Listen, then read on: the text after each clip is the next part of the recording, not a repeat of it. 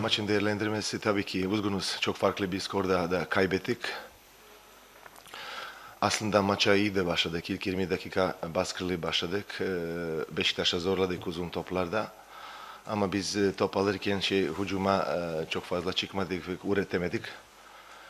İlk golden sonra ikinci golde üst üste bireysel hatalar da yaptık. 2-0'dan sonra takım reaksiyon göstermedi. Sonra ikinci devre yine de bireysel hatalarda yaparsak büyük takım Beşiktaş gibi cezalandırır.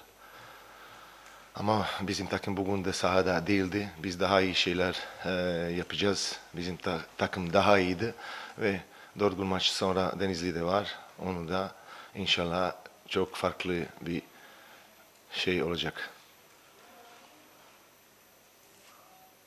Bugün baktığımızda hocanın da dediği gibi bireysel hatalar çok fazla oldu savunmada. İkinci gol, dördüncü gol, beşinci gol, üç gol biraz bireysel hatadan geldi. Savunma kurgusunu değiştirmeyi düşünüyor musunuz sonraki maçlarda?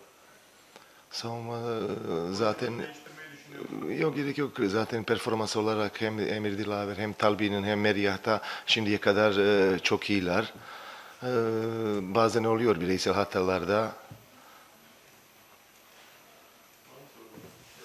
Geçmiş olsun. Var. Hocam farklı bir mantık. Aslında Rizespor'u ilk defa bu kadar kötü gördük belki de. Bunun dışında sosyal medyada tepkiler var. İstifa vesaire gibi bir şey hiç düşündünüz mü? Yok. Hiçbir şey. Biz işine bakacağız. Tabii ki bugün takım bizim takımda değildi ama diyorum pazar günü bambaşka farklı bir takım sahada olacak. Oyuncularla ilgili radikal bir karar almayı düşünüyor musunuz? Duruma bakacağız. Biz değerlendireceğiz. Ondan sonra karar vereceğiz. Geçmiş olsun. Sağ ol. Teşekkürler. İyi akşamlar. İyi akşamlar.